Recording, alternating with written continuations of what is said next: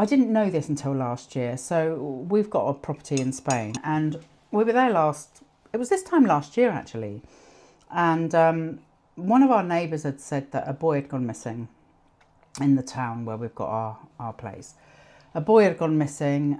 He was out on a bicycle and he'd gone missing, and his parents were really worried. Nobody knew where he was. A 14-year-old boy.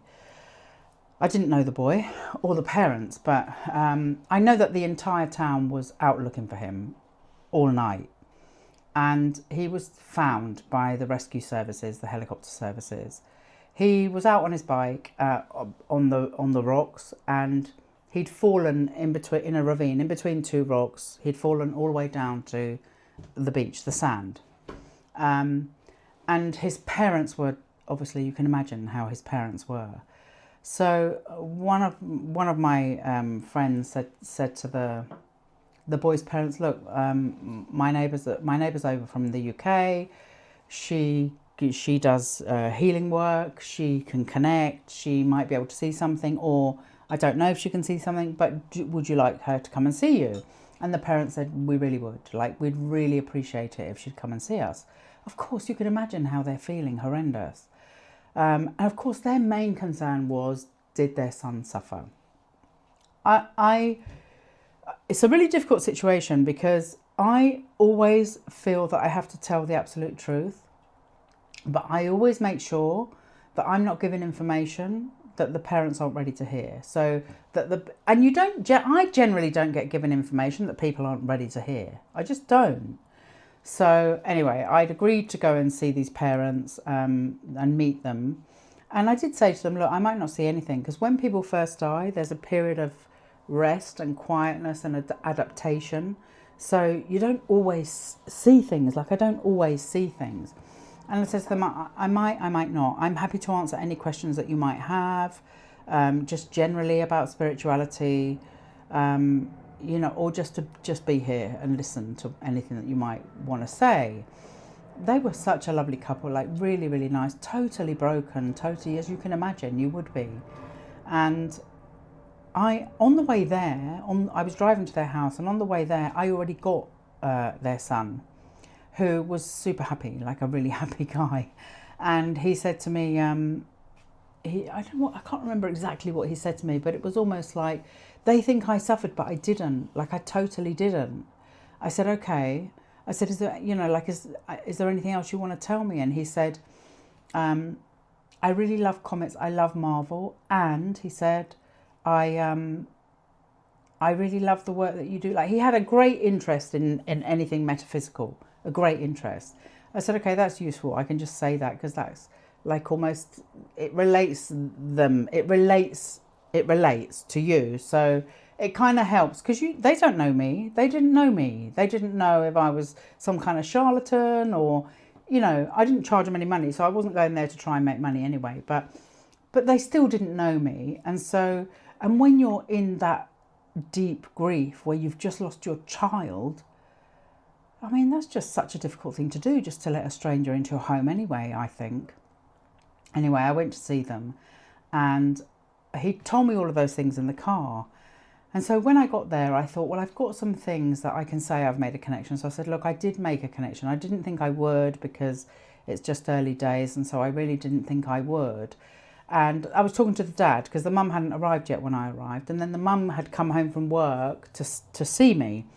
And we're sitting in their lounge, and the boy said to me really clearly, my mum thinks I suffered, but I didn't. So I just relayed that. I said, you think he might have suffered, but he didn't. And she said, that's all I want to know. Like, I can't bear the thought that he suffered, that he...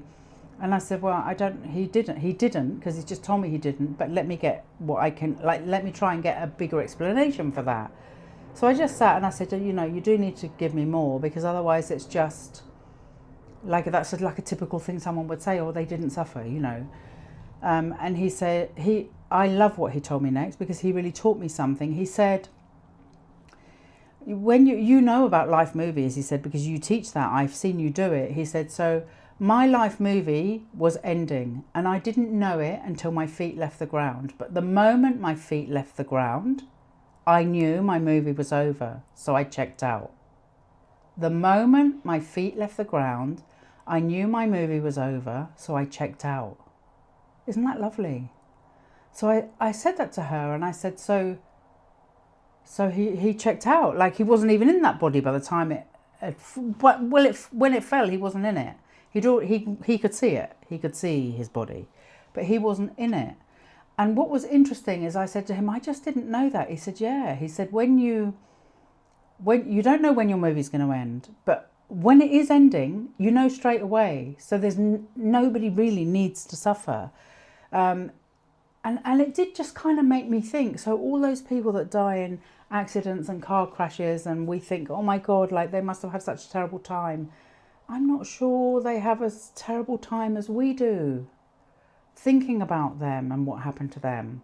I was just so appreciative of this 14-year-old giving me this piece of information, because not only did it give his parents great peace, it taught me something really important and really valuable. And that's actually why I'm sharing it, because I think it's so valuable and such a nice thing to know for anybody who's lost someone in tragic circumstances.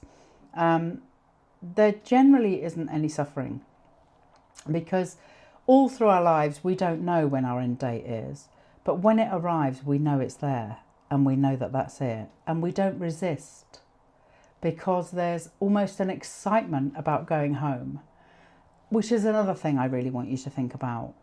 We grieve our loved ones and we feel sad for them because they were taken early. This boy was 14. This boy was taken really early. But this boy made me realise that nobody's taken before their time, and nobody suffers at the hands of spirit, because they define their life contract. They write their own movie. He taught me so much. And they know the moment their movie's going to end, they know. And they don't resist, because they're elated. Like, it sounds weird, doesn't it? Like, people really want to leave. They don't. And this isn't anybody's cue to go and leave because it's nicer on the other side. Because actually, until your movie ends, you shouldn't be leaving anyway. But how lovely. I think people should take comfort in that. I loved what he said to me. I loved it. And I think his parents took great comfort, like really great comfort in that.